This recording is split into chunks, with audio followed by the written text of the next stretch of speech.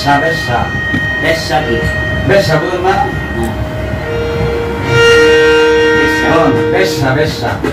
সতেরো বেশ্যা কিন্তু বেশ্যা বেশ্যা না বেশ্যা গোপনে যে বেশ্যার ভাত খায় তাতে জাতের কি ক্ষতি হয় গোপনে বেশ্যার ভাত খায় তাতে ধর্মের কি ক্ষতি হয় আগুন বলে জাতিকারে কয় আগুন বলে জাতিকারে কয় এ ধমকে গেল না রে এরকম আজও গেল না আজও গেল না লালন বলে জাতিকারে কয় লালন বলে জাতিকারে কয় এরকম আজও গেল ব্রহ্ম প্রত্যেকটা কথা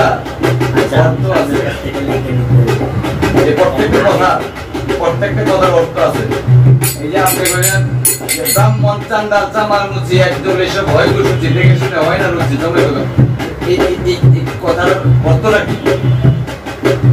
ব্রাহ্মণ চান্ডাল চামার মুচি একজন এসব হয় বসুচি কি আইসা একটা জন্য একটা প্রথমে নাম দিছে না এই কি বুঝাইছে যে ব্রাহ্মণ চান্ডাল চামার মুচি একজন এসব হয় বসুচি কি বুঝাইছে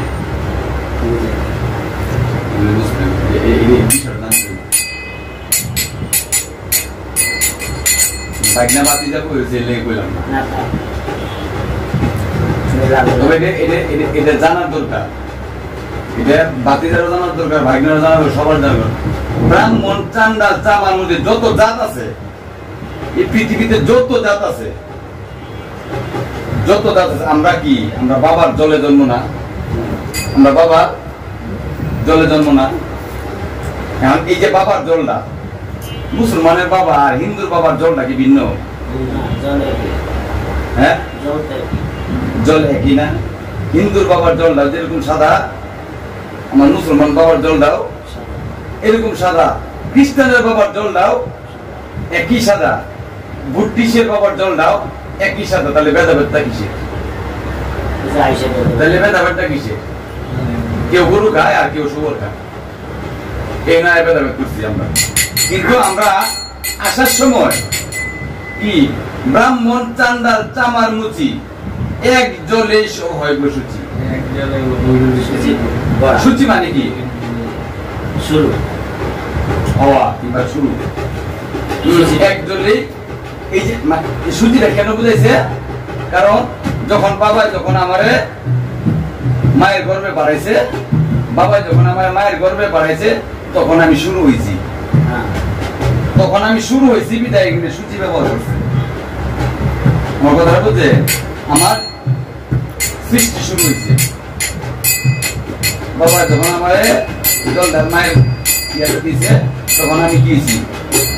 শুরু হয়েছি একজন এইসব হয় গো সূচি দেখে শুনে হয় না রুচি কেন দেখে শুনে হয় না রুচি হিন্দুরে বৌদ্ধ পছন্দ করে না মুসলমানদের হিন্দু পছন্দ করে না হিন্দুরে মুসলমানে পছন্দ করে না দেখে শুনে হয় না রুচি একজন কি হয় না রুচি থাকে না আবার বলছে জমে তো কাউকে ছাড়বে না কি না এই হিন্দুরা কাছে মরে হ্যাঁ মুসলমান যেভাবে মরে হিন্দুরাও এভাবেই মরে খ্রিস্টান এভাবেই মরে এখানে তো কোনো বেশ কম নাই এই যে মৃত্যু জন্ম এবং মৃত্যু এই মৃত্যু জন্মের মধ্যে কোনো বেশ কম নাই এটার মধ্যে কোনো ধর্মেও পরিবর্তন করতে পারছে কিন্তু ধর্মে পরিবর্তন করে কি তুমি নামাজ পড়বা তুমি মন্দিরে যাইবা তুমি গির্জায় যাইবা দেখি সৃষ্টি ধর্ম এটা মানুষের মতামত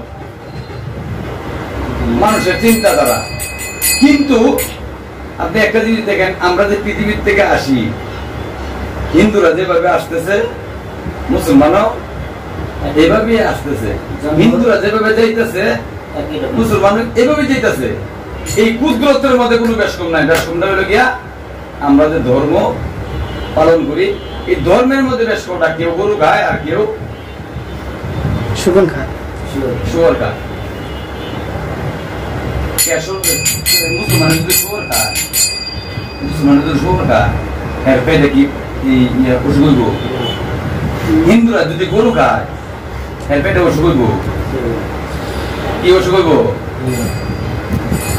কেন হইতো না? কারণ ওইটাও স্তন্যবাহী একটা পশু,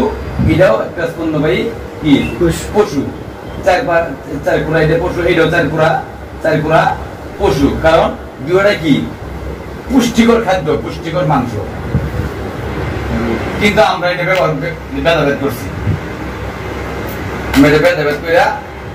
কেউ শহরের ভাগে ফলাইছে আর কেউ গরুর ভাগে ফলাইছে। কিন্তু আমরা খাইলে তো অসুখ হইতো না, কিন্তু ধর্মে বুঝাইতেছে খাইলে পাপ হইব। পাপ জিনিসটা কি? ধর্মে বুঝাইতেছে খাইলে পাপ হইব।